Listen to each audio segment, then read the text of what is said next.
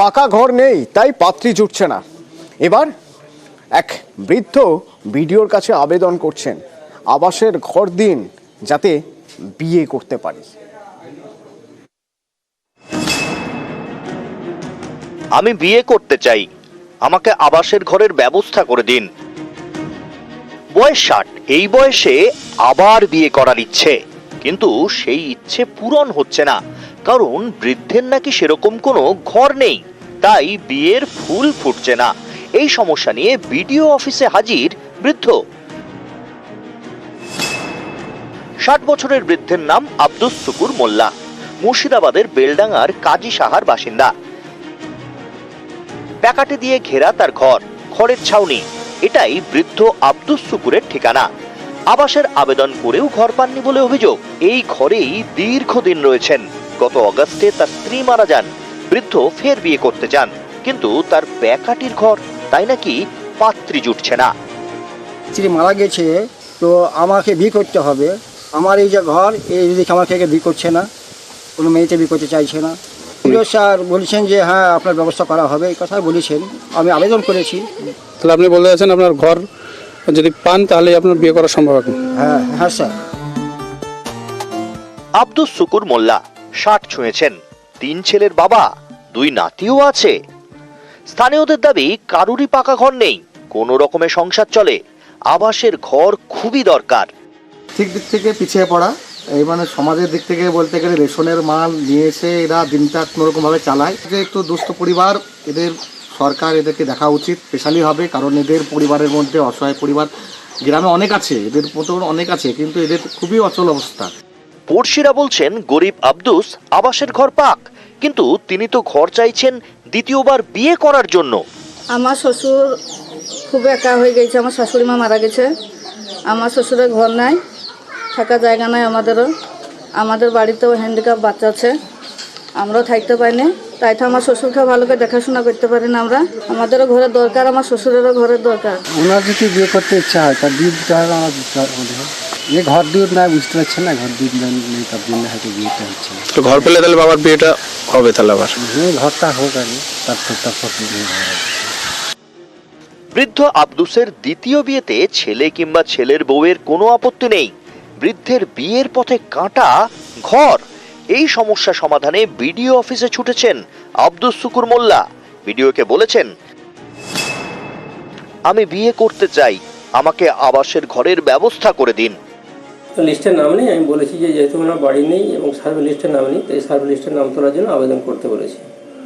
আবেদন দিয়ে জানি, উনি পরে কথা বলবেন বলেছেন। আবেদন দিলে আমরা দেখে নেব।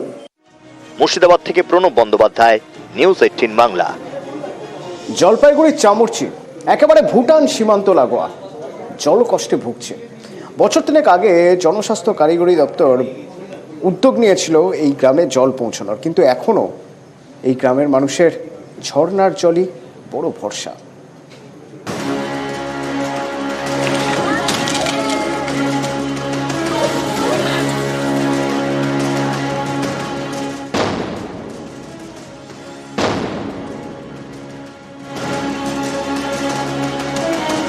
পাঁচিলের ওপারে ভুটান, এপারে ভারত।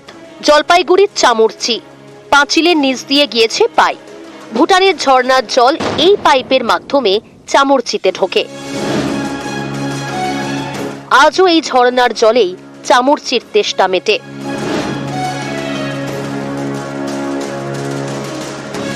ভুটান সীমান্ত লাগোয়া চামুরচি, এখানে দীর্ঘদিন ধরেই জলের কষ্ট।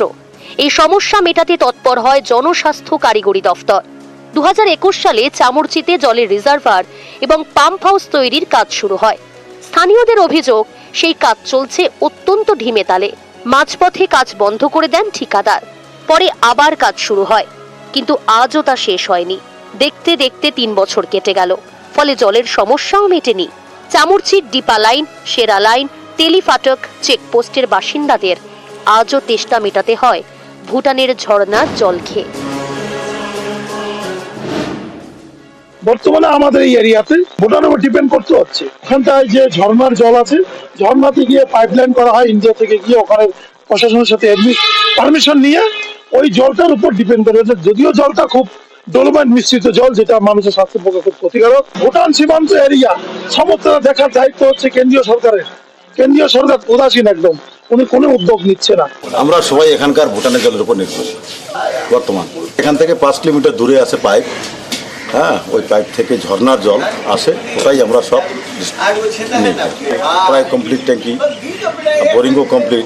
তো এই ট্যাঙ্কি চালু হলে কি সমস্যা মিটবে কিছু? আশা করা যায় যে জলের সমস্যা মিটবে। ওটা নতুন করে আবার কি ওটা তৈরি হচ্ছে আর কি, আরেকটা। ওটা হলে কি হ্যাঁ, ওটা হলে আরো। এর আগে ওটা হওয়ার কথা ছিল, যে সাপ্লাইয়ার ওটা কন্ট্রাক্টর ওটা পেয়েছিল, হ্যাঁ, তুই নিয়ে আবার ওই কাজটাকে ছেড়ে চলে গেছিলেন, সেই জন্য ওইটা একটু দেরি হয়ে গেছে আর কি। জলপাইগুড়ি থেকে রকি চৌধুরী, নিউজ 18 বাংলা। পাঞ্জাব থেকে উচ্চ মানের আলুর বীজ আসে, প্রতিবারই আসে, এবারও এসেছে, কিন্তু এবার এসেছে দেরিতে এবং দামও বেশ চড়া।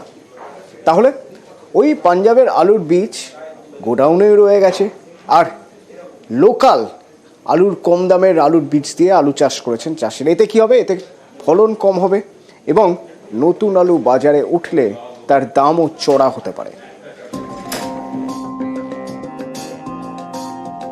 নভেম্বরের শেষ থেকে শুরু হয়েছে আলুর চাষ। পশ্চিমবঙ্গের কৃষকদের বড় ভরসা পাঞ্জাব থেকে আসা আলু বীজ। এটা গুণমানে ভালো, ফলনও বেশি হয়, কিন্তু সেই বীজ এবার পশ্চিমবঙ্গে ঢুকেছে দেরিতে। দামও গতবারের থেকে বেশি, তাই অনেকেই লোকাল আলু বীজ দিয়ে চাষ শুরু করে দিয়েছেন। এতেই দেখা যাচ্ছে সিঁদুরে মেঘ, কারণ লোকাল আলু বীজে ফলন কম। ফলে ফেব্রুয়ারিতে নতুন আলু যখন বাজারে আসবে, তখন চাহিদা থাকলেও সেই মতো যোগান দেওয়া মুশকিল। ফলে আলুর দাম চড়া থাকারই আশঙ্কা। আমার বিঘেতে যদি 100 আলু হয়, পাঞ্জাবেতে 100-র বেশিও হয় সেরকমভাবে চাষ করলে, কিন্তু লোকাল আলু করলে সেটা 60টা 55-60টার বেশি হবে না। তাহলে আলুর চাহিদাটা কিন্তু বেড়ে যাবে। এখন যে দাম আলুর, নতুন আলুরও আশা করি সেই দামই থাকবে। পাঞ্জাব আলুর বীজের দামের জন্য আমরা লোকাল আলুটাই, চাষির আলুটা, চাষ করা আলুটাই আমরা বসাচ্ছি। সেই আলুটাই আমরা বসিয়ে সেই আলুটার ফলন 50% কম হবে। আগামী বছর আবার যেমন খোলা মার্কেটের দাম যেমন উঁচু থাকবে, মানে দাম বাড়বে। হ্যাঁ, মানে খরচ হিসেবে দামটা অনেকটাই বাড়ার সিদ্ধান্ত থাকছে। কৃষকদের দাবি, এবছর পাঞ্জাবের আলু বীজের দাম অনেকটাই বেশি। এক বস্তার দাম 3 থেকে 4 হাজার টাকা, গতবার ছিল 2000 টাকার মধ্যে। এই কারণে অনেকেই লোকাল আলু বীজ দিয়েই চাষ করছেন, তাই পাঞ্জাবের আলু বীজের বাজার ধাক্কা খেয়েছে। চাষ মোস্ট প্রবাবলি শেষের মুখেই, 1-2% চাষ ফিনিশিং দিতে বাকি আছে। বীজ বিক্রি হচ্ছে না, প্রায় 2500, 2600, 2800 টাকা পারচেসিং বীজ।